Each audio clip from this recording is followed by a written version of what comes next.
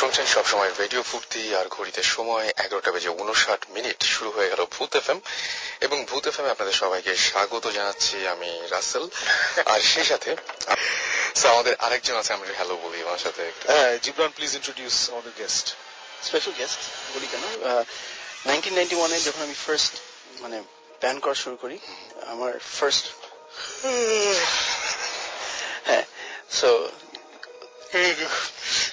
অনেক পুরোনো গল্প তো।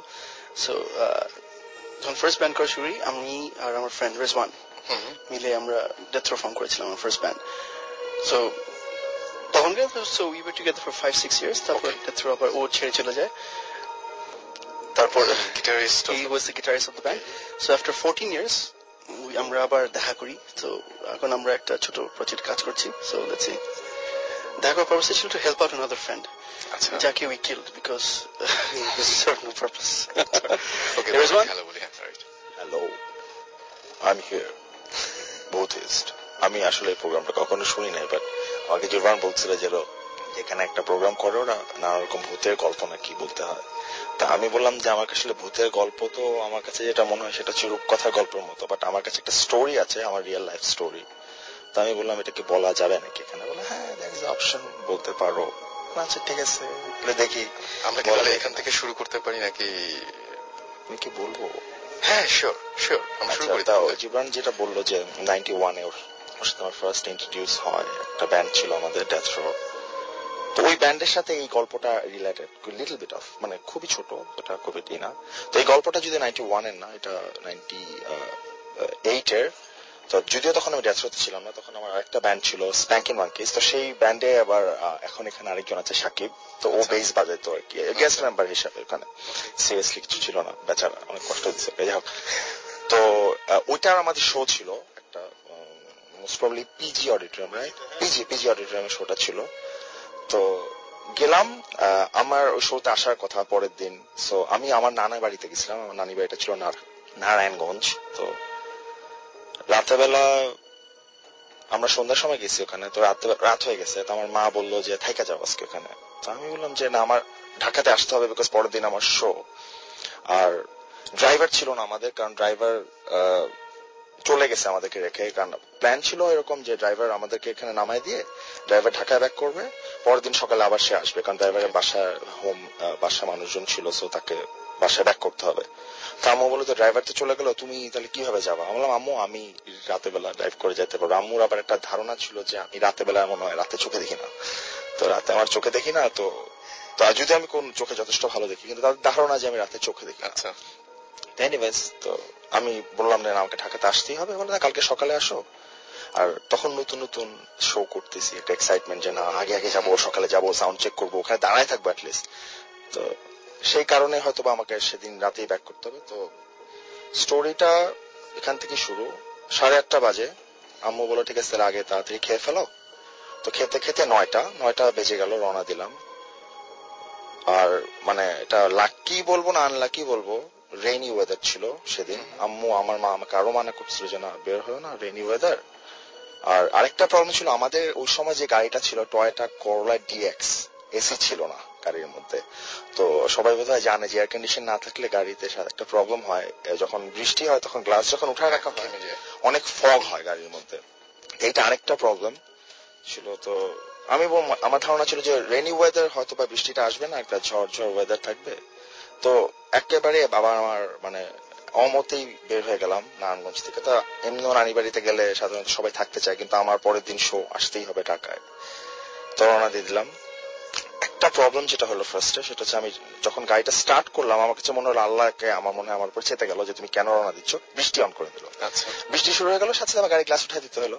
আর গ্লাস উঠাই দেওয়ার সাথে সাথে যে প্রবলেম হলো, গাড়ির মধ্যে ফগ জমে গেল, আমি এমনি দেখতে পাচ্ছি না। তখন আমার মনে হলো যে আমার আম্মা বলছিল যে রাতের বেলা গাড়ি চালালে তুমি দেখবা না। আমার কাছে মনে হচ্ছে আমি সত্যি সত্যি এখন দেখতে পাচ্ছি না, আসলেই দেখতে পাচ্ছি না। ঢাকা নারায়ণগঞ্জের হাইওয়ে এখন যেমন একটা বাইপাস আছে যে চিটাগাং রোড দিয়ে যাওয়া যায়, তখন কিন্তু এই রাস্তাটা অতটা ছিল না। তখন আমরা আসলে ঢাকা নারায়ণগঞ্জ আপ ডাউন করতাম পাগলা যে রাস্তাটা ছিল, ওই রাস্তাটা দিয়ে। তো আমার নানা বাড়ি ছিল জামাল ভিলা, আমাদের নানা বাড়ির নাম। তো ওখান থেকে আমরা বের হয়ে যখন আমি ঢাকার দিকে রওনা দিচ্ছি, পাগলার রাস্তা, তো এখন এটা বললে মনে হবে আমি এখানে ভূতের টিমে এখানে আসছি বলার জন্য বলবো এখানে চিতাখলা এখানে কবরস্থান, but that's really very true. যারা নারায়ণগঞ্জে থাকে তারা জানে যে নারায়ণগঞ্জে একটা কবরস্থান আর চিতাখলা পাশাপাশি। আচ্ছা, তো আমার নানা বাড়িটা থেকে বের হয়ে হাইওয়েতেই একটা মসজিদ, দেন একটা চিতাখলা, একটা কবরস্থান। চিতাখলা হচ্ছে হিন্দুদের যেখানে সৎকারের জায়গাটা আর কি বোধহয় পোড়ানো হয় যেটা, এটা হচ্ছে চিতাখলা বলে আর কি। তো এটা একদম ট্রু, এটা যারা শ্মশান আর কি। এখানে যারা নারায়ণগঞ্জের মানুষজন শুনছে তারা জানে, নারায়ণগঞ্জে কেউ গেলে এটা দেখতে পারবে। তো আমি রওনা দিলাম। তো আমাকে অলওয়েজ বলতো যে চিতাখলার সামনে দিয়ে নাকি নানা রকম উল্টাপাল্টা না মানে ভূত টুত এরকম থাকে। তা আমি এটা কোনোদিনও বিশ্বাস করি না, বা আসলে আমার ভূতের ব্যাপারে স্টিল এখনো কোনো একটা বিশ্বাস নেই। বাট আমার কাছে একটা ধারণা আছে এটা কেন হলো। এখানে ভূতের স্টেম জীবন আছে, সাকিব আছে, সুমন ভাই যদিও নাই আজকে। আমার জানার ইচ্ছে আসলে ব্যাপারটা কি হয়েছিল আমার সাথে, বাট আই ওয়াজ মানে খুবই ভয় পেয়েছিলাম। ব্যাপারটা হচ্ছে আমি রওনা দিলাম। তো যখন ওই চিতাখলাটা ক্রস করে ফেলছি, হঠাৎ আমি খেয়াল করছি যে আমার গাড়ি ড্রাইভ করছে, হঠাৎ দেখি ডান দিকে একটা লোক, একটা অনেক সময় খেয়াল করবেন কিনা জানি না, গ্রামে তাল গাছে বা ডাব গাছে ওঠে কিছু মানুষ লুঙ্গি কাছা দিয়ে খালি গায়ে উঠে, ওরকম একটা লোক আমার গাড়ির দিকে তাকায় তাকায় দৌড়াচ্ছে। তো আমি ফার্স্টে মনে করলাম কি ঢাকা নারায়ণগঞ্জে ডাকাতির রাস্তা, এখানে মনে হয় ডাকাত সামথিং কিছু একটা হবে। তো আমি ইগনোর করলাম। আর খুব বৃষ্টি ছিল, আমি আগেই বললাম, প্রচন্ড ফগ। আমি গাড়ি এক হাতে ড্রাইভ করছি আর এক হাতে আমি মুছতে চালাচ্ছি। এমনি খুবই ডিস্টার্বিং, আর গাড়িটা খুব জোরে চালাচ্ছি তাও না। আমি মনে হচ্ছে আমি আস্তে চালাচ্ছি, ড্রাইভ করছি, এর জন্য মধ্যে লোকটা আমার সাথে দৌড়াচ্ছে। এবং তার দৌড়ানোর অঙ্গভঙ্গিটা খুবই মানে দৃষ্টিটা আমার এখনো মনে হয় সেটা, সে আমার গাড়ির দিকে তাকায় আছে, মানে আমার দিকে একটা জাস্ট লোক, এবং সে দৌড়াচ্ছে। আমি ড্রাইভ করছি, হঠাৎ মনে হচ্ছে গাড়িটা আমি কি আস্তে চালাচ্ছি, এর জন্য কি আমি একটু আমার জোরে চালানো উচিত। লোকটা কি গাড়ির পিছে থেকে দৌড়াচ্ছিল? না, একদম সাথে, একদম আমার মানে সাথে বলতে চাচ্ছি, আমি তো হাইওয়েতে, কিন্তু সে যাচ্ছে ফুটপাথের ওখান থেকে। ওই সময় তখন কিন্তু ফুটপাথ ছিল না, জাস্ট মাটির কাঁচা রাস্তায় দৌড়াচ্ছে। জাস্ট ইমাজিন যে একটা গাড়িকে ফলো করে দৌড়াচ্ছে, কিন্তু সে কিন্তু আমার গাড়ির দিকে তাকাচ্ছে, স্ট্রেট রাস্তার দিকে না। তো আমি মনে করছি আমার গাড়ি আস্তে চলছে, তার জন্য বোধহয় হচ্ছে। তো আমি স্পিড মিটারে তাকায় দেখি আমার গাড়ি কোনো মতেই আসছে না, অ্যাটলিস্ট 50 কিলোমিটার। তো ক্যান ইউ ইমাজিন যে 50 কিলোমিটার স্পিড একটা মানুষ কখনো দৌড়াতে পারে না। তো আমি তাও মনে করলাম দৌড়াতে পারে মোস্ট প্রবলি। তো আমি ড্রাইভ করতে করতে আমি আরেকটু স্পিড বাড়লাম, 80, 70 এরকম। দেখলাম না, স্টিল সে দৌড়াচ্ছে, আমার ইসের দিকে তাকায় সে দৌড়াচ্ছে। একটা আমার, কিন্তু সে মানুষটা দেখতে ভূতের মতো ছিল, আমি তা বলবো না, একদম নর্মাল একটা মানুষের মতো। তো আমি সামনে গিয়ে মানে আমি ড্রাইভ করছি, মানে আমার এখনো জিনিসটা বলতে আসলে ভয় লাগতেছে, মানে স্টিল আমি এটা নিয়ে ভাবতেছি যে এখন আমি এখন আবার এখান থেকে আমার বাসায় গাড়ি ড্রাইভ করে যেতে হবে। আমি জানি না এটা যদি কি হয়। এখানে ভেতর কিছু না জিবরান, এটা রিয়েল লাইফ স্টোরি, এটা হতেই পারে, এখানে ভয় পাওয়ার কিছু নাই। আর তো আমি যেটা করলাম সেটা হচ্ছে যে আমি ড্রাইভ করতেছি, হঠাৎ আমি একটা জিনিস রিয়েলাইজ করলাম যে আমি ভয় পাচ্ছি। আর এটা খুব হাস্যকর হলো সত্যি, আমি যখন সত্যি সত্যি ভয় পাই আমার পা কাঁপা শুরু করে। আচ্ছা, আমি পা কাঁপতে থাকে আর কি। তো আমি গাড়িটা পার্ক করে ফেললাম, সামনে একটা বাজার ছিল, গাড়িটা পার্ক করলাম। তো পার্ক করে ওখানে আমি আর ড্রাইভ করতে পারি নাই, বৃষ্টি ছিল। আমি তখন বলছি, তখন বৃষ্টি আরো বেড়ে গেছিল। আমি গাড়িটা পার্ক করে গাড়ি থেকে গাড়ির মধ্যে বসা যাচ্ছিল না, প্রচন্ড গরম। বের হয়ে বৃষ্টির মধ্যে ভিজে ওখানে একটা বাজারের মতো শেড ছিল, আমি ওখানে দাঁড়াচ্ছিলাম। তো আমি জানি না এটা আমি কি দেখছি, কিন্তু আসল যে ঘটনাটা, এই সেম গল্পটা যেরকম আজকে ভূতের টিমকে বলছি, এই সেম গল্পটা আমি আমার এক মামার বিয়েতে বলতেছিলাম। আমার বড় মামা বাসায় গেছিলাম, ওই সময় আমার ছোট মামার বিয়ে ছিল, ওখানে আমি বলছিলাম, মজিব মামা ওনার নাম ছিল। তো যখন আমি স্টোরিটা বলছি তখন আমার বড় মামা আমাকে বললো দ্য সেম স্টোরি, সেও ওখানে রিয়েলাইজ করছে, একই রাস্তায়। এবং আমি এটা আরো যে আমি সত্যি বলছি, এটা নারায়ণগঞ্জের মানুষ আরো জানবে যে নারায়ণগঞ্জে অনেকেই এই সেম স্টোরিটা জানে। এটা আমার স্টোরি অ্যাকচুয়ালি না, এটা নারায়ণগঞ্জের স্টোরি। দৌড়ালো যে মানে জিনিসটা শেষ হলো কিভাবে? আমি কিন্তু বললাম তো, আমি তো বুঝতে পারছিলাম না যে আমার কোনোদিন এসে ভূত সিস্টেমকে এটা বলতে হবে, আমি এটাকে ফলো করতেছিলাম না। আমি যতক্ষণ আমার মনে পড়ে, আমার যতক্ষণ সময় আমি আমার নার্ভাস সিস্টেম ঠিক ছিল, আমি দেখছি এটাকে। তারপরে যখন আমি রিয়েলাইজ করছি যে আমি আর এটা টলারেট করতে পারবো না, তখন তো আমি ওখানে তাকাই না। In the moment. আচ্ছা, মাইক্রোফোনে বলতে হবে একটু প্লিজ। হ্যাঁ, বাজারের যে প্লেসটাতে আপনি স্টে করলেন, ওখানে যখন আপনি স্টে করলেন, থামলেন, জাস্ট থামলেন, আপনি গাড়ি থেকে বেরোয় ওখানে পৌঁছালেন, তখন আপনি ওখানে কি সিনারিটা দেখলেন? আমি ওখানে কেন থামছি এটা একটা স্টোরি। সেটা হচ্ছে কারণ আমি কিন্তু আগে বলছি আমি প্রচন্ড ভয় পেয়ে গেছিলাম। বাজার বলতে ওখানে যে একদম হাট বাজার ছিল তা না, তখন কিন্তু অলরেডি আমি ওখানে পৌঁছাতে পৌঁছে 10:30 পৌনে 11টার মতো বেজে গেছে, বা 10:30টাই ধরি, আমার এক্স্যাক্টলি মনে নেই। অল ক্লোজড, বাট লাইট চলছিল। তখন ঢাকা নারায়ণগঞ্জ রাস্তায় কোনো লাইট থাকতো না, কোনো গাড়ি হেডলাইট ঠিক জ্বললেই লাইট, এছাড়া কোনো লাইট না। কিন্তু ওই বাজারটাতে লাইট ছিল, প্রত্যেকটা বাজার বন্ধ করা ছিল সবুজ রঙের পলিথিন দিয়ে। কিছু মানুষ ওখানে দিনমজুর যারা খাটে তারা কিছু মানুষ ওখানে ছিল। ওটা দেখে আমি ওখান থেকে নামার সাহস পেয়েছি, বিকজ আমার ওই সময় এতটা নার্ভাস সিস্টেম ছিল যে আমি গাড়ি ড্রাইভ করে, তখন ওই লোকটা ছিল কি ছিল না ওইটা আমার বোঝার বিষয় না, কারণ আমার ধারণা ছিল লাইট আসছে আমি এখান থেকে নামতে হবে, আর আমি গাড়ি ড্রাইভ করতে পারবো না। এবং আমি সকাল অবধি ওখানে ছিলাম, সকাল হয়েছে দেন আমি ওখান থেকে বেরোচ্ছি। আমার বললাম আমার লেফট মানে পা কাঁপছিল যে আমি ড্রাইভ করতে পারবো না। হ্যাঁ, এটা ভালো হয়েছে। এবং এটা আরেকটা আরো যেটা ভয়ঙ্কর ব্যাপার, যেটা আমি পরে অনেক পরে রিয়েলাইজ করলাম যে এই জিনিসটা আসলে অনেকে দেখেছে। আমার মামা যখন বললো সেম স্টোরি, সেও জানে। তো ও আরো মজার ব্যাপার, এখানে একটা ফানের ব্যাপার আছে, সেটা হচ্ছে আমি যখন এটা ঢাকাতে এসে আমার দাদিকে বললাম, তখন আমার দাদি বেঁচে ছিলেন। উনি আবার অনেক কিছু করতেন আর কি, বিশ্বাস করতেন। তো সে আমাকে লবণের পানি দিয়ে গোসল করায়, কাঁচা মরিচ দিয়ে লাল মরিচ দিয়ে ইটি পড়াইলো। This track was downloaded from FusionBD.com. তো এরপরে কিন্তু আমরা মানে এই গল্পটা সেদিন দুপুরের পর আমার আসলে আর মনে ছিল না। কেন মনে ছিল না? বিকজ সেদিন আমাদের শো ছিল, আমার একটা ব্যাপার ছিল তখন। হ্যাঁ, আমার মাথার উপরে বেশি ইয়ে ছিল। কিন্তু মনে পড়ছিল আবার অনেকদিন পর আমার মামার বিয়েতে আমি যখন এরকমই ভাবে গল্প বলছিলাম, আমার কাছে এটা তখন পর্যন্ত মানে তখন আর ভয়ের ব্যাপার ছিল না। বাট যখন মামা বললো সেম স্টোরি তার সাথেও ঘটেছে, শুধু যে তার সাথে না, নারায়ণগঞ্জের ওই সময় যারা ওই রাস্তাটা ইউজ করতো তাদের সাথে অনেকের সাথে ঘটেছে। হয়তো এখনো যারা ইউজ করছে তারা তাদের সাথে দেখছে, কেউ হয়তো জানে না। সেভাবে এটা আজব না ব্যাপারটা অনেকটা, মানে বেশ আমার কাছে মানে বেশ ভয়ঙ্কর। কিন্তু আমি মানে ওই পর্যন্ত যেতে পারতাম না। মানে সারপ্রাইজ যে রিজওয়ান কেপ্ট স্কুল, আমি যদি এরকম দেখতাম যে 50 কিলোমিটার পর আমার সাথে দৌড়াচ্ছে, মানে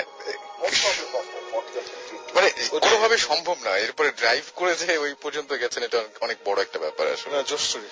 হ্যাঁ, সেটা আমার কাছে অনেক ইয়ে লাগলো। এবং মানে ডিফারেন্ট, সবচেয়ে বড় কথা যে একদম ডিফারেন্ট। এরকম শুনি নাই যে পাশে দৌড়াচ্ছে, বা কোন সময় তো ভাই চোখে চোখ পড়ে নাই মনে হয়। চোখে চোখ পড়লে তো খবর ছিল। যাই হোক, আর এবং হচ্ছে স্টোরিটা মানে সাধারণত দেখা যায় যে সাধারণত আমরা যেরকম শুনি যে লাল চোখ, এই সাদা কাপড়, এরকম বিষয় একদম নর্মাল একজন মানুষ, মানে একেবারে সিম্পল ছিল, একদম নর্মাল একজন মানুষ। একদম সিম্পল। ওকে, তাহলে আমরা একটা মেল পড়ি এবং মেল পড়ে আমরা আবারও ফিরে আসছি আমাদের সঙ্গে। এই মুহূর্তে বলছি যে তাজ এবং তাজের মূল ঘটনায় চলে আসি। লিখেছেন, একটি কলেজের হোস্টেল রুমে দুজন মেয়ে থাকতো। একদিন রাতে একটি মেয়ের কোনো একটা কারণে ওয়াশরুমে যাওয়ার প্রয়োজন পড়ে, এবং ওয়াশরুমটি রুমের কাছেই থাকাতে সে কাউকে না বলে একাই ওয়াশরুমের দিকে বের হয়ে যায়। রাতও তখন বেশি ছিল না। সে সেখান থেকে যখন বের হচ্ছিল ঠিক তখন একটা শব্দ শুনতে পায় এবং ভালোভাবে লক্ষ্য করে বুঝতে পারে যে শব্দটা জানালার কাছ থেকে আসছে। শব্দটা কিসের তা জানার জন্য সে একদম জানালার কাছে যায় এবং সে ওখানে গিয়ে দেখতে পায় যে জানালার নিচে কিছু একটা নড়ছে। সে তখন দেখতে পায় যে জানালার নিচে দুটো রক্ত মাখা পা ঝুলছে এবং পা দুটো ঠিক উল্টো ভাবে ঝুলছিল, কাটা অংশ নিচে এবং পায়ের পাতা ওপরে, এবং পা দুটো হাঁটুর নিচ থেকে কাটা এবং পা দুটোর অনেক বড় বড় কাঁটাওয়ালা। সে এটা দেখতে পেয়ে প্রচন্ড ভয় পেয়ে যায় এবং সে কোনো মতে দৌড়ে রুমে পৌঁছায়। রুমে গিয়ে সে দেখতে পায় যে তার রুমমেট বিছানার উপরে বই পড়ছে। মেয়েটি তখন তার কাছে সব ঘটনা খুলে বলল। সব ঘটনা শোনার পরে মেয়েটি অদ্ভুত ভাবে হাসি দিয়ে তার পায়ের ওপর থেকে কাপড় সরিয়ে দিয়ে বলল, দেখো তো এই পা দুটা নাকি।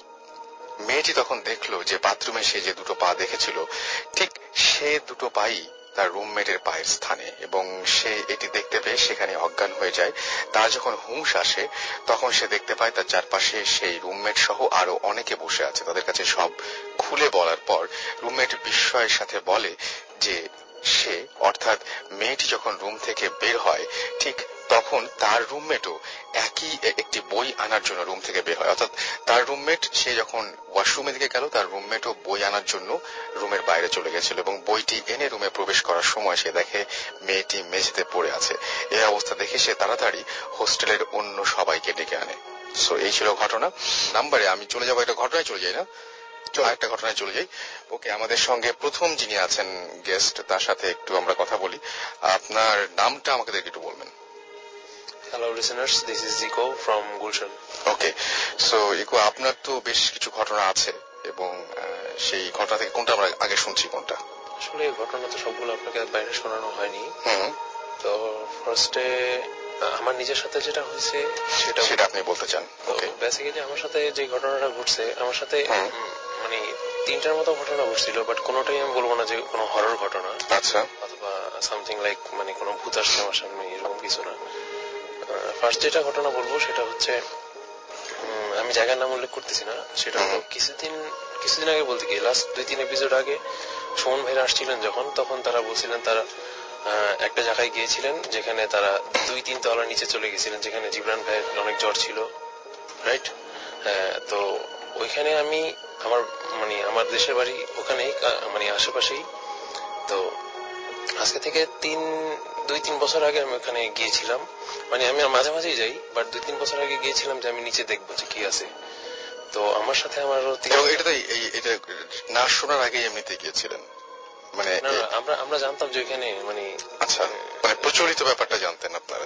কিছু উইয়ার্ড কিছু আছে ওখানে, নাকি মানুষজন অনেক ভয় পায়, নিচে অনেক কিছু আছে, এরকম ছিল যে ওইখানে নাকি এক জমিদার ছিল, সে নাকি ওই উপরে কিছু চেম্বারের মতো আছে, আপনারা যখন গেছেন হয়তো বা দেখছেন, একদম উপরে, মানে রুফের উপরে যে কিছু চেম্বার আছে আলাদা আলাদা। দুটো এক জায়গায় কিন্তু নাও হতে পারে, মানে আমি ওটা বলতেছি। হ্যাঁ, সেটাই। আপনি আপনার স্টোরিটা বলেন। ওইখানে আমি যাই এবং ওখানে 3টা ফ্লোর আছে, তো আমি 2nd ফ্লোর পর্যন্ত যেতে পারছি, 3rd ফ্লোরে যেতে পারিনি বিকজ ওইটা পুরো বন্ধ ছিল। 2nd ফ্লোরে যাওয়ার পরে আমার সাথে আমার আরো 2-3 জন ফ্রেন্ড ছিল, তো আমরা বলতেছি কই ভূত কই, কিছু তো আসে না, এই সে, আমাদের সাথে লাইট ছিল। আমরা ওখানে ঢুকছি মাগরিবের কিছুক্ষণ আগে, তো ঢোকার পরে ঘুরতেছি, কিছুই তো নাই। তো তারপর আমরা অনেক ফটো সেশন করতেছি যে আচ্ছা ভূতের সাথে ছবি টবি তুলবে। আচ্ছা, আপনি একটু মাইকের কাছে আসতে হবে। হ্যাঁ, তো আমরা আমরা ওখানে ফটো সেশন করছি যে ভূত কই, ভূতের সাথে হয়তো বা ছবি টবি তুলবো। তো মানে একদম সেন্ট্রাল যে চেম্বারটা আছে ওইখানে যাওয়ার পরে, মানে মাঝখানে যে ঘরটা, ওইখানে যাই। ওইখানে যাওয়ার পরে ওখানে চারদিকে 4টা মানে ঢোকার জায়গা আছে। তো একটা দিকে আমার একটা ভাইয়া দাঁড়াইছে, আর বাকি দিকে আমরা দাঁড়ানো। পেছন দিকে লাইট দিয়েছি যেন মানে দেখা যায় যে ক্যামেরার পজিশন ঠিক আছে কিনা। ক্যামেরা আমার হাতে ছিল। তো তার আগে যেটা বলি যে আমরা যখন ওখানে যাই, মাটি মানে যেহেতু নিচে আন্ডারগ্রাউন্ডে অনেক গরম ছিল, বাট সার্টেনলি মানে পুরো এনভায়রনমেন্টটা আস্তে আস্তে ঠান্ডা হতে শুরু করে, মানে ভালোই ঠান্ডা হয়ে যায়, লাইক মানে মনে হয় শীত লাগছে এরকম কিছু একটা। তো তারপরে আমি একটা স্মেল পাই, আমার ফ্রেন্ডে জিজ্ঞেস করি তোরা কি কোনো গন্ধ পাচ্ছিস, বলতেছে না তেমন কিছু পাচ্ছি না। বাট আমি যে স্মেলটা পাই এটা এরকম লাইক ফুল পচে গেলে যে গন্ধটা হয় আর কি, জিনিসটা মানে অনেক ভালো না আবার একদম খারাপও না, মানে ফুল পচে গেছে এরকম কিছু একটা। তো আমি স্মেলটা পাওয়ার পরে আমি ছবি তুলি আর কি, তার একটু পরেই ছবি তুলতে যাই। তো ছবি তোলার সাথে সাথেই যেটা হয় যে আমার ভাইয়ের ছবির ঠিক মানে ডান কোনায় একটা ফ্লাইং অবজেক্ট দেখতে পাই আমি। তো যদি কোনো পোকা ওখান দিয়ে যায়, যেহেতু আমাদের কাছে টর্চ লাইট আছে আমরা দেখতে পারবো, কারণ একটা পোকা তো আর 40-60 কিলোমিটারে যাবে না, ঠিক না, আমার সামনে দেখা যাবে। তো জাস্ট মানে হঠাৎ একটা ছবি চলে আসলো। দেন আমরা যেহেতু 4টা কোনায় ছিলাম, মানে 4টা ঢোকার যে দরজা, আর রুমটা খুব বেশি বড় ছিল না, এইটার সময় এই চেম্বারটার সময় হবে একটু বড় হইতে পারে। তো আমরা পুরোটাকে ভালো মতো সার্চ করি কোনো পোকা আছে কিনা এখানে, লাইক জিনিসটা একটু বড় এরকম এই সাইজের হইতে পারে। তো ওখানে কিছুই ছিল না। তো জিনিসটা দেখতে লাইক এরকম যে আমাদের কাছে মনে হয়েছে, আমরা এই পর্যন্ত যে কজনকে দেখাইছি, তো তারা বলছে এটা কি জানি না আমরা। তো জিনিসটা দেখতে লাইক একটা মানুষ সামনের দিকে হয়তোবা 2টা হাত বাড়িয়ে আছে, পেছনে 2টা পা, মানে পাটা হলো ব্লু মানে ফায়ার ওখানে এরকম পায়ের একদম মানে এই যে, আর পেছনে ডানা বলবো না অথবা কোনো কাঠির মতো কিছু এরকম একটা। আমি ছবিটা আমার সাথে নিয়ে আসছি, আমি দেখাবো এসের পরে। তো এটা আসার পরে মানে কয়েকজন ভয় পেয়ে যায়। তো আমি বলতেছি না এটা নিশ্চয়ই কোনো পোকা টোকা হবে। তারপরে ভালো মতো সার্চ করি, আশেপাশে দেখি না এরকম কিছুই নেই, কারণ দোতলার নিচে মানে মাটির আন্ডারগ্রাউন্ডের মানে 2টা ফ্লোর নিচে এরকম কিছু থাকার কথা না। হয়তোবা বাদুরের বাচ্চা টাচ্চা এরকম কিছু থাকতে পারে, বাট ওইটা তো এরকম শেপের হবে না অবভিয়াসলি। তারপর আমরা ওখান থেকে বের হয়ে আসি, বের হয়ে আসার পরে আমরা আমাদের মানে বাসায় চলে আসি, আর কি কাহিনীটা ছিল। আচ্ছা, সো আমরা কি আরেকটা ঘটনায় যাব? এখানে কিছু বলবেন? না মানে ছবিটা আমরা আগে দেখি, তাই না? ছবিটা দেখে তারপরে মজা হবে। হ্যাঁ, ওকে। সো আমরা নেক্সট ঘটনায় চলে যাই। নেক্সট ঘটনা, হ্যাঁ আমরা নেক্সট যে ঘটনা আছে, তার আরেকজন আছে, ওনার কাছ থেকে একটু ঘুরে আসি, তারপরে আপনার কাছে আবারও আসছি। আপনার নামটা বলবেন একটু, আপনাকে কি আসতে হবে একটু। আসসালামু আলাইকুম ডিয়ার লিসেনার্স, আমি মোহাম্মদ সাইফুর রহমান আদিল, পেশায় একজন আইনজীবী। তো আমার পড়াশোনার জীবনের পুরোটা সময়, বিশেষ করে আমি যখন বয়স আমার 10 পার হয়, তখন থেকে আমি সবসময় আমার সাথে, সবসময় বলতে কি প্রায় সময় আমার সাথে, আমি আমার আশেপাশে জিন বলতে কিছু একটা আজ করতে পারি। অ্যাকচুয়ালি আমাদের বংশগতভাবে জিনিসটা আছে। আমার বড় দাদা হুজুর, আমার দাদা, তারা সবাই জিন পড়াতো। তো আমাদের একটা মাদ্রাসাও আছে 1895 সালের চাঁদপুরে। তো ওখানে একটা সময় ছিল যখন প্রথম মাদ্রাসার নামকরণ করা হয়, তখন মাদ্রাসার নামকরণ করা হয়েছিল মাদ্রাসা তো জুলকারনাইন, কারণ উনি বিশ্বাস করতো যে ওনার মাদ্রাসায়, ওনার কাছে মানুষের সাথে জিনরা পড়াশোনা করে। তো লাস্ট যে জেনারেশন আমরা পেয়েছিলাম যারা ওনাকে দেখেছিল, মাওলানা মজিদ সাহেবকে, তো তারা বলতো যে প্রায় সময় রাত্রের বেলা, আমার দাদির কাছেও আমি শুনছিলাম যে প্রায় সময় রাত্রের বেলা দেখা যেত যে ওনাকে শূন্য করে কেউ ভাষায় নিয়ে যাচ্ছে। তো ওনার এটা আসলে ওনার কারামতি ছিল না, এটা ছিল ওনাকে চরে নিয়ে যাওয়া হতো। তো চরে একটা আসর বসতো, প্রায় বৃহস্পতিবার রাত্রে চরে আসরটা বসতো। তো সেই আসরে উনি পড়াতেন এবং মুরব্বীরা দেখতেন। যারা মুরব্বী বলতে যারা আমার দাদার বয়সী, যাদেরকে আমি পেয়েছিলাম, প্রায় 6-7 জন ছিল তার স্টুডেন্ট, যারা মারা গেছে অলরেডি, নেই বলতে গেলে কেউই। তো তারা বলতো যে আমরা শুধু দেখতাম, চরের পাশে আমরা যখন যাইতাম তখন দেখতাম যে অনেক সাদা পাগড়ি পরা লোক, মানে কাউন্ট করার মতো না, সহজে কাউন্ট করা যেত না, ওনাকে ঘিরে বসে আছে। তো ওনার আরেকটা কারামতি যেটা ছিল, যেটা সবসময় হতো, উনি কলকাতায় 24 পরগনায় প্রায় সময় প্রতি মাসে একবার যাওয়া আসা করতেন। তো উনি কখনো স্টিমারে যেতেন না, উনি সবসময় নৌকায় যাওয়া আসা করতেন।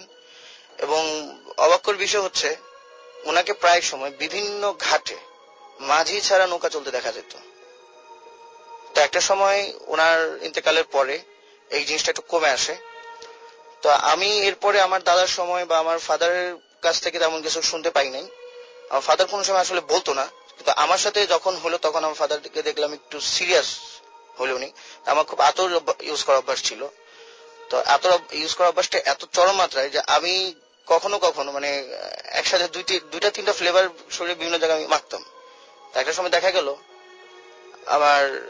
আমি স্যারের কাছে পড়তাম, তো ওখানে ওনার কাছে কিছু প্যারানর্মাল কিছু দেখতে পাই। ওনার কাছে কিছু জিন ছাত্র আসতো, প্রায় সংখ্যায় কখনো 2 জন, সংখ্যায় কখনো 3 জন। তারা কোরআন শরীফ পড়তো, কিন্তু তারা কখনো খুব একটা সাউন্ড করতো না, খুব লো ভয়েসে। আমি যখন পড়তাম তারা শুধু শুনতো, এবং আমি চলে যাওয়ার পরে তারা পড়াশোনা শুরু করতো। তা আমি মাঝে মধ্যে আড়িপাতে শুনতাম। একদিন এমন সমস্যা হলো, আমি উজু করতেছি, ওই দিন খুব আতর মাখলাম, তাই অনেক পারফিউম মাখা, আমি উজু করতেছি।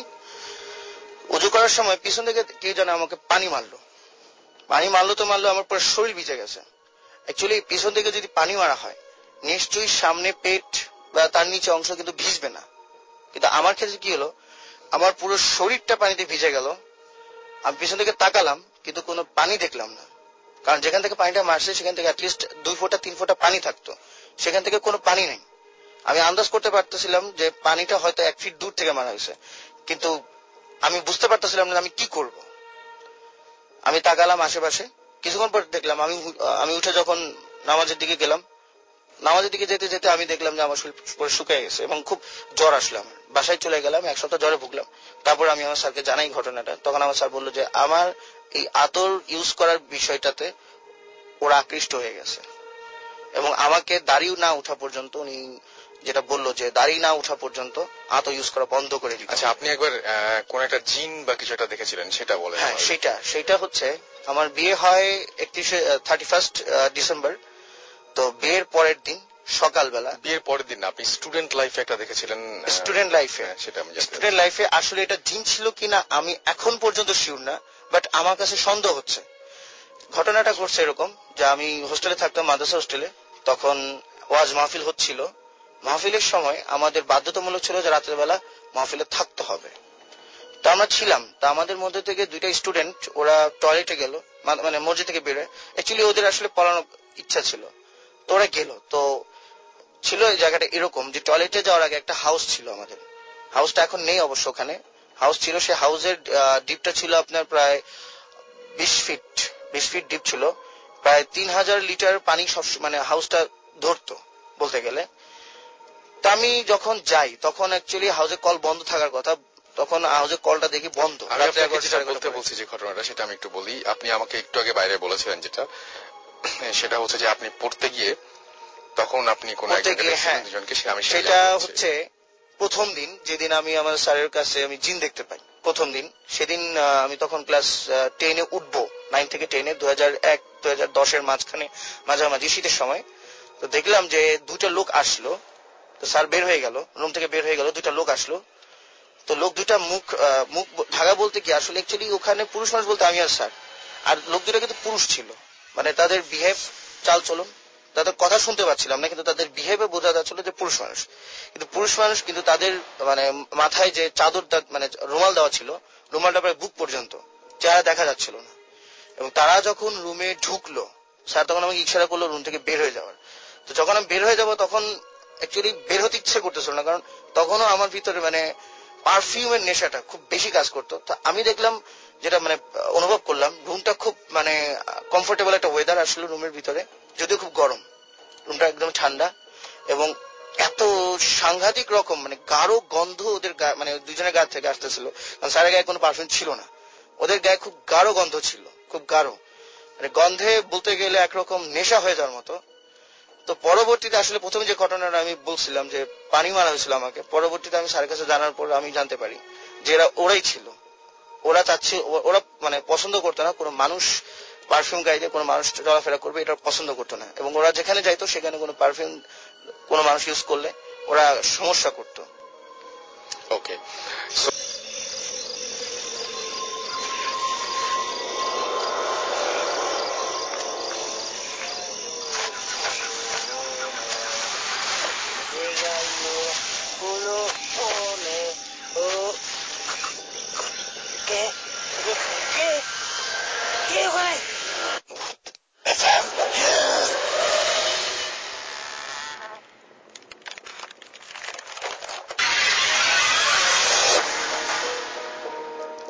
শুনছেন সব সময় রেডিও ফুর্তি, চলছে ভূত এফএম, সাথে আছে রাসেল। ঘড়িতে সময় রাত 12:56। আর একটার পর একটা ভয়াবহ সব ঘটনা শুনছি আমরা, এবং আরো অনেক ঘটনা ইনফ্যাক্ট অপেক্ষা করছে আপনাদের জন্য। সো স্টে টিউনড রেডিও ফুর্তি আর ডোন্ট স্টপ দ্য ফুর্তি। আমরা আবারও ঘটনায় চলে যাব এবং আমরা আবার যাব আমাদের প্রথম ঘটনা যিনি বলেছিলেন তার কাছে। আপনার সেকেন্ড যে ঘটনাটা একটু আমাদের বলবেন, একটু এগিয়ে আসতে হবে। ওকে, সো আপনার নামটা আরেকবার বলবেন। জিকো। জি, আর একটু জোরে কথা বলতে হবে, right? Okay, hello, this is Zico again. Okay, এখন যে ঘটনাটা বলবো সেটা বেসিক্যালি আমার এক ফ্রেন্ডের বড় ভাইয়ের সাথে, লাইক এলাকাতে কিছু বড় ভাই থাকে না, এরকম এক বড় ভাইয়ের ফ্যামিলির সাথে ঘটনাটা ঘটছে। তো অনেক আগের ঘটনা। তো সে একটা মানে যে কোনো একটা ট্রান্সপোর্টেশন কোম্পানির ড্রাইভার ছিলেন ওই সময়। মানে আর্থিক অবস্থা ততটা ভালো ছিল না। তো তার ডিউটিটা ছিল রাতের বেলা। বেসিক্যালি তার মালিককে নিয়ে বর্ডার এরিয়াতে যেতে হতো, বিকজ ইন্ডিয়া থেকে ট্রাক আসে, এগুলার ডেলিভারি ঠিক মতো হচ্ছে কিনা এগুলো দেখার জন্য। তো হোয়াটএভার, ওখানে একদিন যাচ্ছিল, মানে সবসময়ের মতো একদিন যাচ্ছিল ওখানে। তো হঠাৎ রাস্তায় একটা জায়গায় যাওয়ার পরে, আর আপনারা হয়তো বা জানেন যে ওদিকে যাওয়ার সময় রাস্তার আশেপাশে কোনো বাড়িঘর থাকে না, মানে খুব আগেই এগুলোই হয়ে যায় বাড়িঘর গুলা। অনেক পরে মানে অনেক রাস্তা ফাঁকা থাকে। তারপরে মানে বর্ডার এরিয়াটা মানে যেখানে আর কি ওই ট্রাক গুলো থাকে, আমি যাইনি কখনো, বাট আমি শুনছি আর কি। তো রাস্তার মাঝখানে হঠাৎ তাদের গাড়ি বন্ধ হয়ে যায়। বন্ধ হয়ে যাওয়ার পরে ও ড্রাইভার নামার পরে চেক করে দেখা যায় গাড়িতে পানি নেই, পানি শেষ হয়ে গেছে। আচ্ছা, তো আফটার দ্যাট ওই মালিক বলে যাচ্ছে ঠিক আছে তাহলে এখানে তো আর আমরা করতে পারবো না, ওয়েট করতে পারবো না, বিকজ আমাদের ওখানে কাজ আছে। সো ট্রাই করে যে কত তাড়াতাড়ি আমাদের পানির ব্যবস্থা করা যায়, তুমি একটু আশেপাশে সার্চ করে দেখো। তো তখন সে একটি লাইট নেয় আর একটা মানে বোতল নিয়ে চলে যায় পানি খোঁজার জন্য। তো আশেপাশে মানে রাস্তা থেকে একটু নামার পরে কিছু দূর যাওয়ার পরে দেখে একটা জঙ্গল, সেখান দিয়ে মানে উনি মানে মানুষ জঙ্গলে হাঁটাচলা করলে তো একটা রাস্তার মতো হয়ে যায় নর্মালি আমরা যেটা জানি, ওরকম রাস্তা ধরে উনি একটু আগে সামনে যাওয়ার পরে দেখে একটা ক্যানেল। তো এখানে পানি যাচ্ছে, খুব বেশি বড় হবে না। তো তখন মানে হালকা হালকা আলো ছিল রাতের আকাশে। তো উনি ওখানে যাওয়ার পরে বোতলে পানি নেওয়ার পরে যখন ঠিক ব্যাক করতে যায়, ঠিক তখন দেখে তার বাঁ পাশে অথবা ডান পাশে, আমি শিওর না, যাই হোক ওখানে দেখে যে একটা মানে মহিলার লাশ পড়ে আছে। আচ্ছা, সেটা হলো একটা বিবাহিত মহিলা, মানে রিসেন্টলি হয়তো বিয়ে হয়েছে, এরকম একটা মহিলার লাশ পড়ে আছে ওখানে। তো সে লাশটার কাছে যাওয়ার পরে দেখে যে একদমই মানে লাশটা হয়ে গেছে, নরম হয়ে গেছে, হয়তোবা কিছুদিন পরেই পচে যাবে একদম। তো মানে দেখতে এরকম লাগছিল। তো হালকা আলোতে তার হাতে কি যেন একটা জ্বলছিল অনেক বড়। তো এটা তখন উনি এটা দেখে, হাতের দিকে ভালো করে করে দেখে যে একটা আংটি খুব বড়, মানে একটা ডায়মন্ড অথবা সামথিং লাইক দ্যাট এরকম কিছু আছে ওখানে। তো সে ওইটা ধরে টান দেওয়ার পরে তার নখটা ছিঁড়ে চলে আসে। চলে আসার পরে সে ভয় পায় এবং ওইটা হাতে নিয়ে, যেহেতু মানে মানুষই তো আমাদের মানে একটু তো থাকে এইসব জিনিসের প্রতি, তো সে ওটা নিয়েই চলে আসে ওখান থেকে। চলে আসার পরে উনি অনেক ভয় পায়, বাট নিজেকে নিয়ে কন্ট্রোল করে, জানি না কিভাবে কন্ট্রোল করে নিজেকে। এবং ওখানে আসার পরে ওনার গাড়িতে পানি দেয় এবং গাড়ি নিয়ে চলে যায়, ওনাদের গন্তব্যে চলে যায়।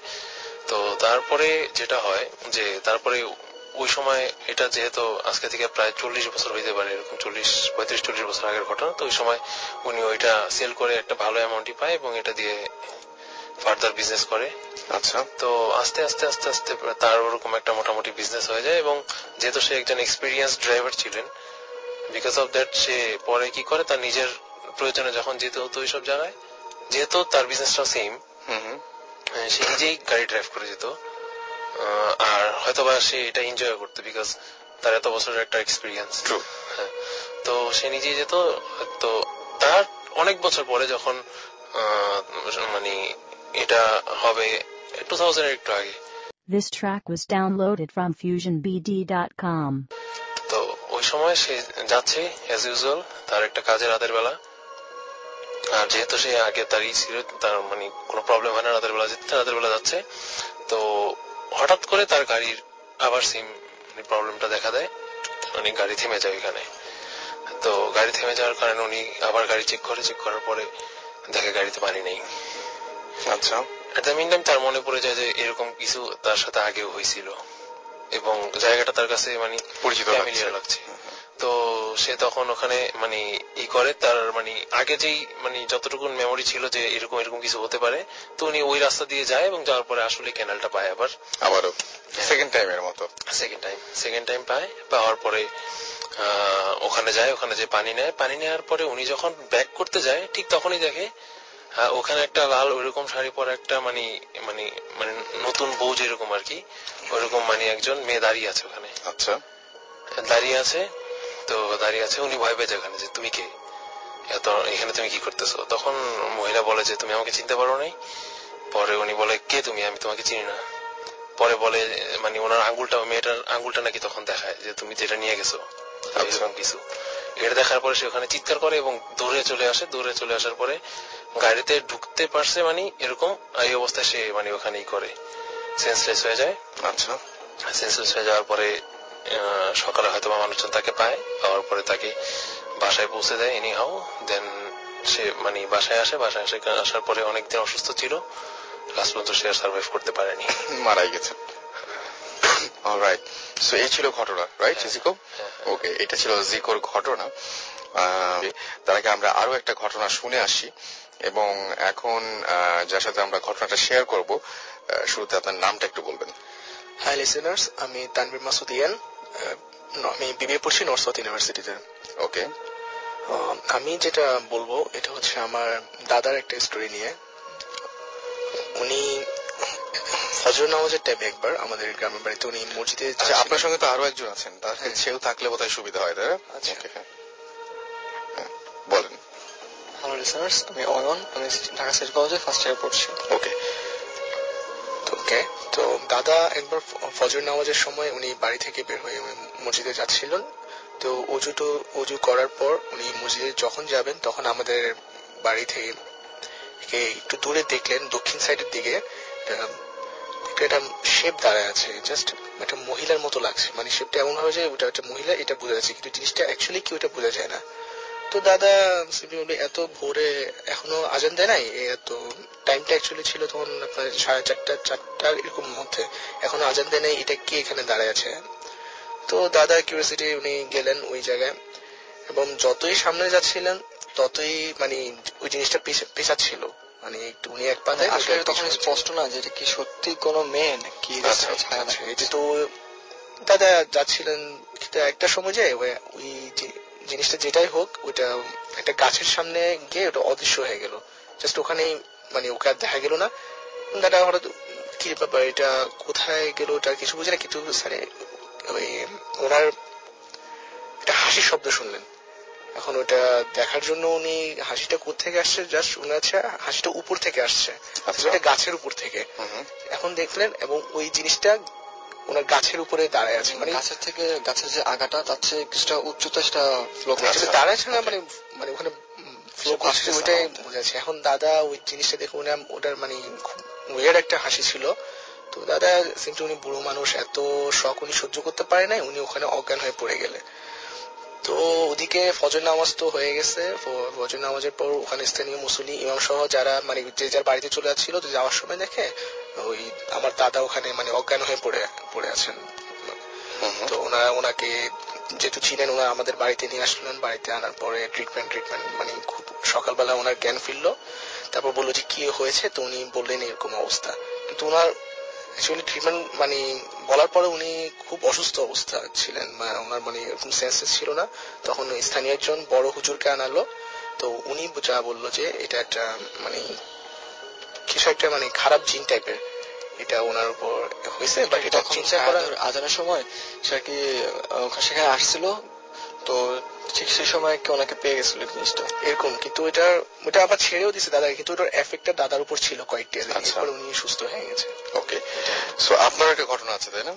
জি, ঘটনা হচ্ছে আমাদের বাড়িতে আমাদের মামা আর কি শামীম, উনি যেটা হতো আর কি, ওই আমাদের দুইটা বাড়ি ছিল, জমিদার বাড়ি ছিল, তো একটা সার্টেন টাইম পরে নতুন একটা বাড়ি করেন, দেন জমিদার বাড়ি সবাই সেখানে শিফট হয়ে যায়। বাট ওনাকে যখন বলা হইলো, কিন্তু উনি বললেন যাবেন না, উনি ওখানে থাকবেন, উনি ওখানে ফিল করেন, উনি একলাগে থাকতো। তো কিছুদিন পরে উনি সবকিছু ঠিকভাবে চলতেছিল, কিছুদিন পরে রাতে ঘুমার সময় বিভিন্ন রকম আওয়াজ শুনতো, তো কেউ হাঁটছে ছাদের উপর বা পা টেনে টেনে কেউ ঘরে পাশ থেকে যাচ্ছে এরকম। তো এটা চলতো, কিছুদিন পরে সে শুনলো যে রাত ঘুমের মধ্যে যে কেউ একজন কাঁদতেছে, একটা মেয়ের সঙ্গে কণ্ঠে কান্না আসতেছে। তো সে একদিন দুই দিন ফার্স্ট হলো যে এটা বুঝি তার মনের ভুল, সেরকম কিছুই না, কারণ সে আমার সাহসী ছিল, তো সে বললো এটা মনের ভুল।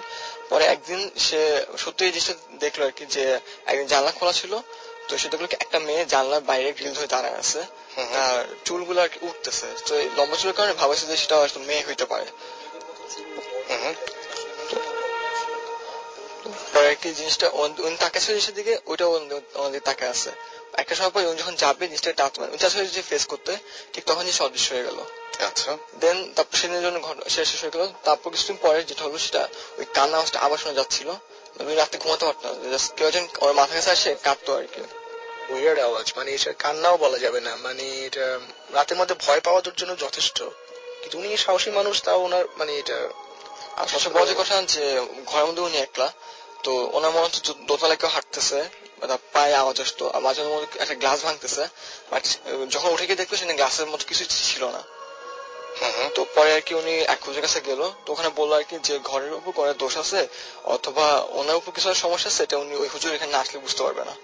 তো ওনাকে আনা হইলো, উনি আসলো, আসার পর উনি পুরো ঘরটা পর্যবেক্ষণ করলো।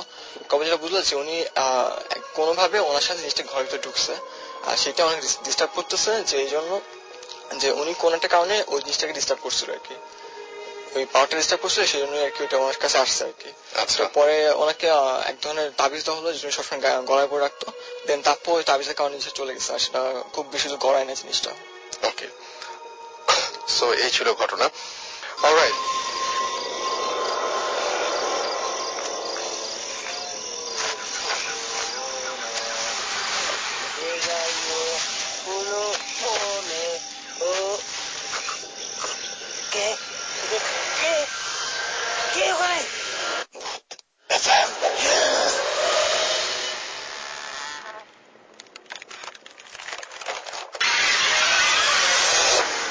শুনছেন সবসময় রেডিও ফুর্তি, সাথে আছে রাসেল এবং আমাদের সাথে সাকিব ভাই, জিবরান ভাই আছেন, বহুত টিম পুরোই আছেন। আরেকজন একদম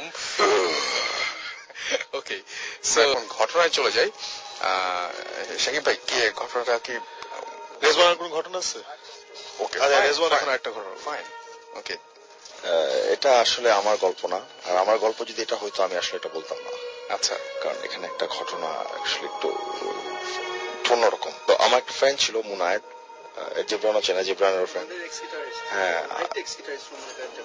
হ্যাঁ, পরে ও আমার সাথে আবার একটা ব্যান্ডে প্লে করছিল, Spanking Monkeys all over again. তো ও একবার, ওর বাসা উত্তরা, তো আমার বাসায় প্রায় আসতো। আমার বাসা তো মোহাম্মদপুরে, আর ওর বাসা উত্তরাতে। তো আমরা রাতে জ্যাম করতাম, গিটার জ্যাম করতাম। তো একদিন সে হঠাৎ আসলো, মানে তার চেহারা খুব মানে ভয়ঙ্কর, চুলগুলো দাঁড়ায় গেছে, এরকম একটা ব্যাপার। কি ব্যাপার মনে হয়, কি হয়েছে? বলে আমি একটা অ্যাক্সিডেন্ট করছি আজকে, আমি একটা মেয়েকে মেরে ফেলছি উত্তরা রোডে। আমার, তুমি অ্যাক্সিডেন্ট করছো, মেয়েকে মেরে ফেলছো? বলো কি, পুলিশ কেস হয়ে গেল? বলে হ্যাঁ, এরকমই কিছু একটা।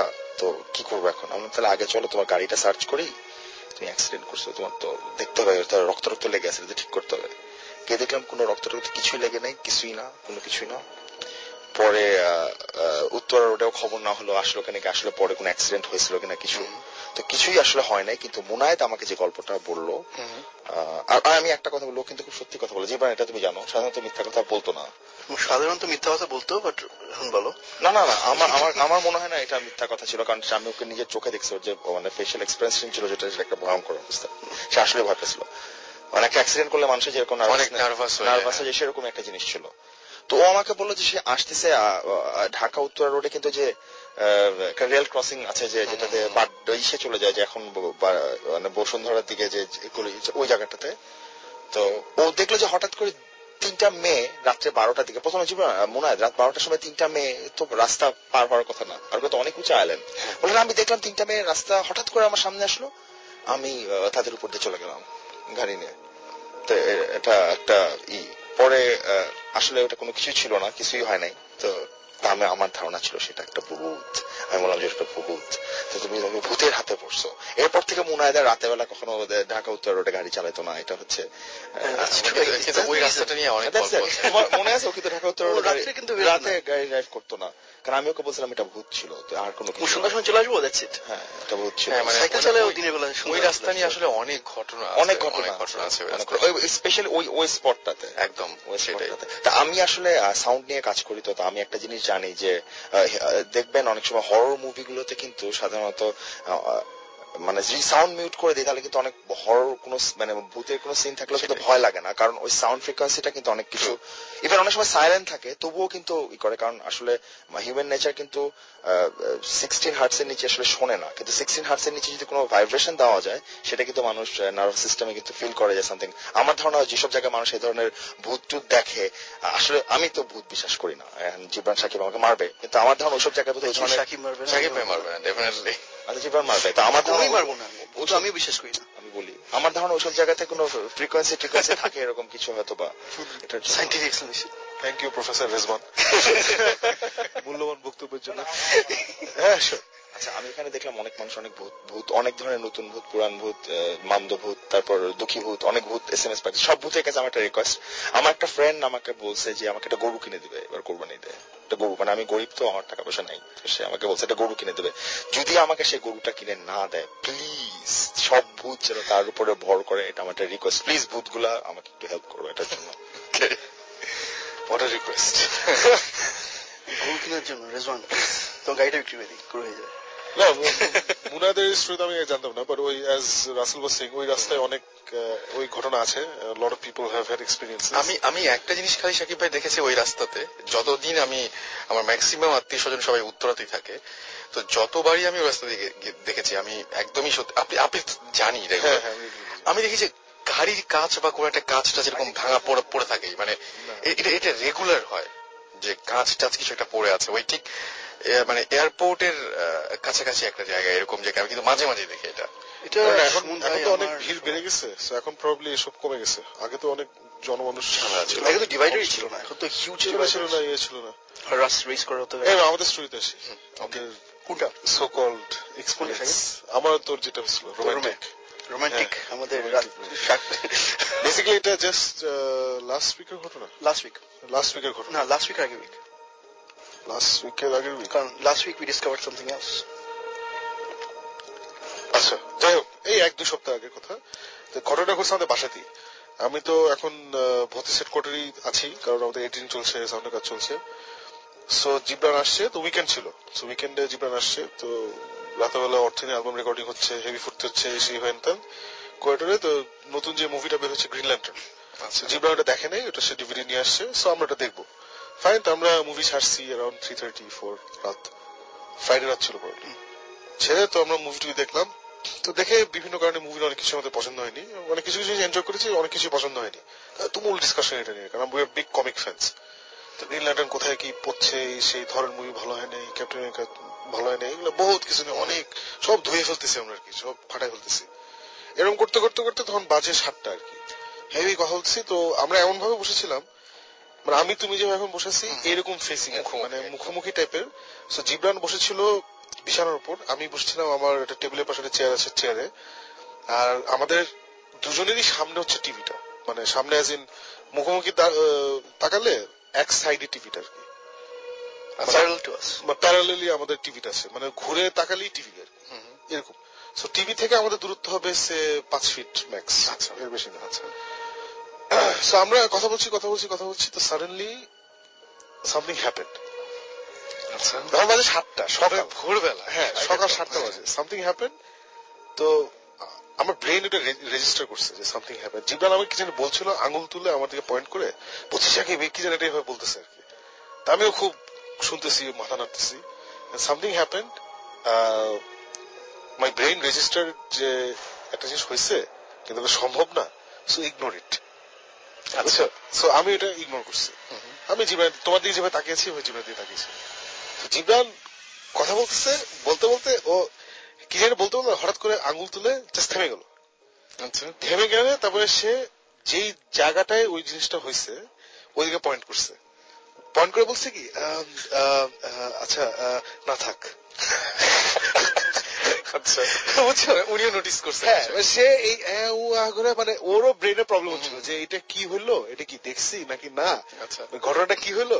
পরে সেও জিনিসটা আচ্ছা না থাক বলে ইগনোর করার প্রিপারেশন নিয়েছে, যেটা ইগনোর করে কথা ফেরত যাবে যে কথা বলছিল। কিন্তু আমি তখন বুঝে গেছি যে জিবরানও দেখছে, আমিও দেখছি, কারণ সে এক্স্যাক্টলি ঘুরা ওর হাত তোলা ছিল, আমার দিকে পয়েন্ট করছিল, সে তুলে যেখানে জিনিসটা হয়েছে ওখানে পয়েন্ট করছে। আচ্ছা, পয়েন্ট করে আচ্ছা না থাক বলে সে এটা হয় নাই আর কি। আমি তখন ইমিডিয়েটলি বলছি, জিবরান তুই দেখছিস? তখন বলি হ্যাঁ। জিনিসটা কি এখান থেকে এখানে গেছে? বলে হ্যাঁ। চল সুমন ভাই রুমে। তো সুমন ভাই রুম হচ্ছে পাশেই, আমি দৌড় দিয়ে সুমন ভাই রুমে গেলাম, ওখানেও হেভি আড্ডা হচ্ছে। তো ওখানে গেলাম, তো সুমন ভাই বললাম, সুমন ভাই যাতা হয়েছে রুমে। বেসিক্যালি আমি আর জিবরান, তুমি আর আমি যেভাবে বসে আছি ওইভাবে প্যারালে বসে আছি। ইমাজিন আমার বাম দিকে ওই যে উনি যেখানে বসে আছে, সেটা রেডিওতে কিভাবে বুঝানো যায় না, মানে আমার বাম দিকে আমার 5 ফিট দূরে হয়তো। আচ্ছা, মানে একটা ত্রিভুজের মতো হচ্ছে, একটা ট্রায়াঙ্গেল শেপ। হ্যাঁ হ্যাঁ হ্যাঁ। সো বাম দিকে 5 ফিট দূরে হঠাৎ করে সামথিং ফ্লোর থেকে সে আধা ফিট উপরে something popped out of existence, ঠাস করে আসলো, কালো কালো। হ্যাঁ, ইট জাস্ট কেম, ঠাস করে জিনিসটা ছিল না, ওটা আসলো। তারপরে আমি ধরো তোমার দিকে তাকিয়েছি, জিনিসটা হচ্ছে ওখানে, সো আমার কোনাকুনি দেখতে পাচ্ছি। আমি দেখলাম যে সাই করে ধরো এভাবে সাই করে সে ধরো ডান দিকে বাম দিকে চলে গেল আর কি, চলে গেল, আবার ইট ডিসঅ্যাপিয়ার্ড। আচ্ছা, মানে জিনিসটা ফাট করে আসলো, এসে একটা এভাবে এসে আবার super fast. Okay, so and it was ধরো একটা 1.5 ইঞ্চি স্কোয়ার যদি আমি ধরি, একটা স্কোয়ার বা রেক্ট্যাঙ্গুলার শেপ, একটা 1.5 ইঞ্চি, এবং আমার কাছে মনে হচ্ছে ইট ওয়াজ টার্নিং এভাবে আর কি, এভাবে গেছে আর কি, বুঝছো। আমি দেখছি যে হঠাৎ করে আমি কথা বলছিলাম, আমার ডান দিক থেকে একটা কিছু একটা মানে কোণা থেকে সামথিং অ্যাপিয়ার্ড, সাই করে দিক গেল ঠিক 1.5 ফিট উপর দিয়ে।